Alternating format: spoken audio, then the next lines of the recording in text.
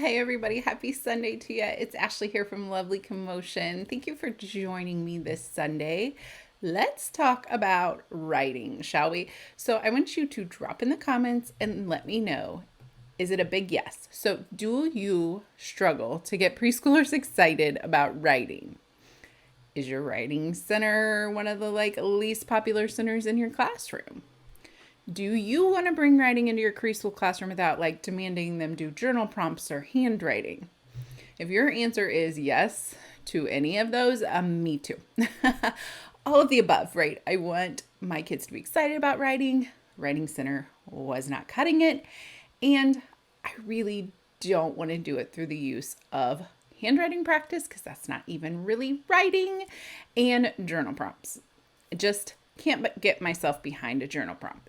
So I kind of had this conundrum on my hand a couple of years ago, and I was actually teaching threes, and I really wanted them to get a tool in their hand, right? And explore the writing tools and kind of get their comfort level there with the grip and just explore, right? But they weren't doing that because they didn't want to go to the writing center. And it felt very counterintuitive to ask my threes and fours to sit down and write letters on demand, right? That's not the kind of love of writing I was wanting to give them. And so I also wanted their creativity to bloom. I always hated a writing prompt, even as you know, I can even remember them in elementary because I really just wanted to put my own thoughts on a paper, maybe giving me a jumping point, but I don't want to finish this sentence, right? It's not necessarily what I want to write about. And so I believe that children have so many things going on in their head, and a lot of them, they circle around things that are so important to them. And so I want them to put their important thoughts onto paper, not what I deem as important through a writing prompt. And so that being creative, using those writing tools, those are two main goals that I had for my kiddos with writing. But I also wanted to see growth. So I love that writing is on paper. I can keep it, or I can take a copy of it if they won't let me keep it. Sometimes they want to take it home and really share it with their parents, which is fabulous, right? But I want to see that growth. Are they moving beyond the scribbling, the drawing, and maybe putting in some mock letters, maybe some letter strings?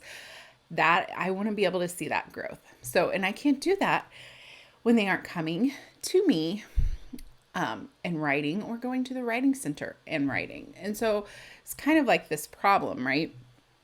I have these goals, they're all well and good, but over the years, I found that this isn't actually that's something that just magically occurs. They just want to go start writing. Now, I mean, some kids do, absolutely. But most kids hop on in the writing center, grab a piece of paper, draw or scribble on it, maybe write their name, and they hop back out. They don't know what to do, right? It's too open-ended, and they don't have any structure. And so I was in this kind of conundrum of structure, lots of structure versus nothing, right? I was in the nothing realm, and it wasn't serving them. So I really struggle with this. I really molded over. I did a lot of research. And so I needed a way to bridge that gap, right? There's got to be a solution between this completely open-ended that I was doing and this do what I say right now, write what I say to write about. And so I tried a couple of things, and I think I found something that really will work for everyone. It's been working for me, and I've been calling it the creativity journal just because I love that creativity piece. And then the journaling piece, I want to be able to look back on it. So we have to be able to keep them in one sense or another. And so it's a way to encourage children to pick up those writing tools while also doing some creative things, taking what's in their brain and putting it on paper, because that's what writing is, right? But with a little bit of structure sprinkled in. If I give you this kind of, and I understand where a writing prompt comes from, because you want to kind of jumpstart that engine, but really I want it to be, and many times when we do writing prompts and we do them as whole group, what ends up happening, right? If I put my favorite animal is and then I filled in with zebra as a model, and guess what everybody's favorite animal has now become, right? There isn't that space for some creativity. So I needed some structure, but not so much structure. So this was kind of like a hard balance. And so I found that I wanted to create this invitation to come do this new thing, and make it exciting and with different items and things that we can touch and things, but without saying this is what you have to do or this is what I want to know on your paper. So let me give you a few examples. So I'll start with this one. When I did it, when I did it with my threes, we just used, a notebook like the one in the picture here, a composition notebook.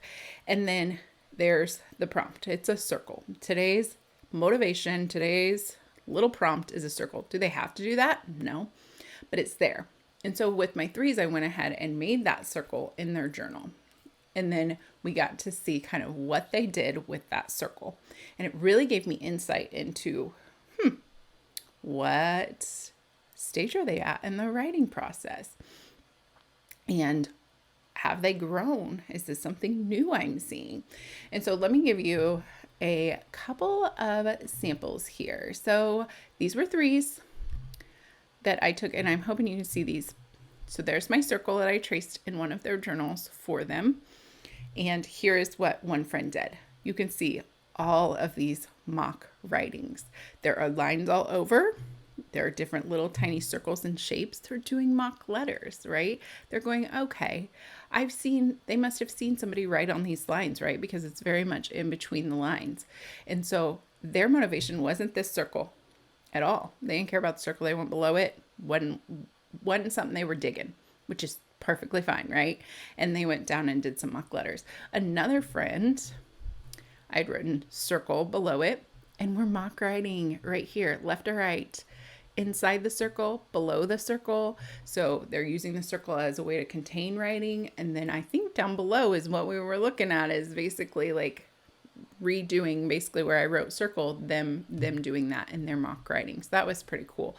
And then the last one I have a picture of is, a 3-year-old that's telling me I can make circles. Look, I'm doing it over and over and over and over again. That circle prompted them to make some circles in their journal, some colorful circles in their journal. So it's just giving me a little bit of peek inside of their brain and a little bit of peek inside of where they are in the writing stages. And so hindsight, I will say I didn't love using these composition notebooks, because we were constantly having to find the next page that we were going to be on in order to go kind of in order. And they love to skip around and do all the things. So they're not something that I use any longer because it is just too much trying to manage that. But I still want to keep it in a journal format. And so I want to give you an example of some things that you could do. So like this was obviously the first one. You could make your own journal, have the prompts in there, and they can work through it that way. Or you could use just loose leaf paper. And that's what I've been doing, is the loose leaf paper. So here's another example. Now, this is more of the journaling example. So that one's already ready for them inside the journal. They have the kind of idea prompt there, and then they decide what they want to do with it. This one is more like loose paper, as you can see. The prompt is there. I took a picture of it outside of the little holder just because it's super shiny. But here's a piece of sandpaper and here's a crayon. Do what you wish with it, right? They may not do a rubbing, but they could do a rubbing. And so there's just different options here. The possibilities of what they could do is endless, but they're coming to the writing center to go, what's over there now? And so I really have been happy with this, and I've been kind of trying to experiment with different things to do. So like with one, I may provide them with, let me find the picture here, a real item, like a book from the library. I bring a book over, use the book for tracing or drawing. You can use the book any way you want. Maybe I bring in a magnifying glass. Maybe they want to trace that. Maybe they want to look at their pictures up close. So providing some hands-on tangible objects, but then also providing them with different lines, like zigzag or, swirly, dotted. What do they want to do with that? Vertical, horizontal. And then also providing them with different shapes. I've got a picture of, nope, not that one. Oh, I thought I had it in here. I must have missed it. Of a heart that you could do, circle, whatever it may be. I've got some seasonal ones. So I have a snowman. So here is an example of when my little threes did this with the snow. Nope, not that one. Okay, so I had pre-drawn this in for my little pre-K, or for my little threes, and on a loose journal page it would already be there as well. So this kiddo decided I'm going to add the parts to snowman. That's what made sense to her. And then I had another little friend that wanted to remake a snowman. Forget your snowman, I can do it myself. And so here they've got it, and you can kind of see a couple little buttons here. And so they're taking this and running with it the way they want to. So it's like a prompt, but they are choosing what they do with it. There is no right or wrong answer. And I am meeting my goals, right? Their creativity is coming through. They are using their writing tools, and I get to see their stages of emerging writing.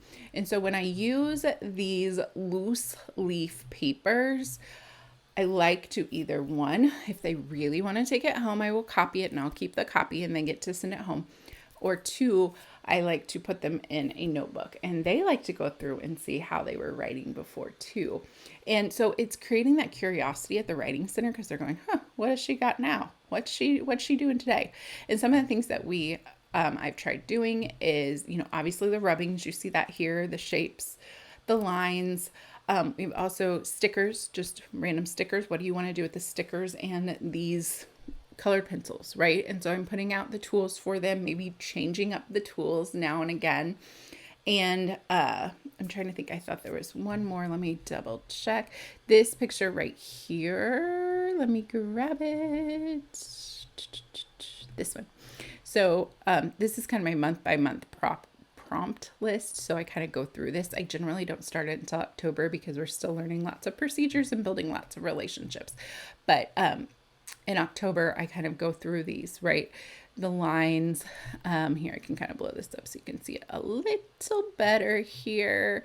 Yeah, we do a seasonal pumpkin, we do stickers from the farm, we do leaf rubbing, we use a real item from the classroom, like a block from the block center, circle is our shape, and line is a cross line. So as you can see, like I take these each week and move them around, maybe not even a week, maybe even sooner than that.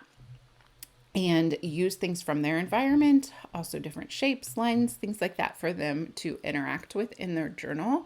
And so it's been working wonderfully. I love that they all come out so different. What they choose to do and what they see in their head is so different. Rather than everybody having a favorite animal that's the same, we are now like really digging deep into, what do you want to make this thing? Right? What from your brain do you want to put on the paper? And that's what we do with writing, right? So I call it a win. It's always a work in progress, but I call it a win. And this is what I've been using. So if you are interested in the creativity journal, I put a link up in the post and you can check it out if it's something that you kind of want to give a whirl in your writing center. And yeah, let me know how it goes. So have a wonderful Sunday, and I will see you soon. Bye-bye.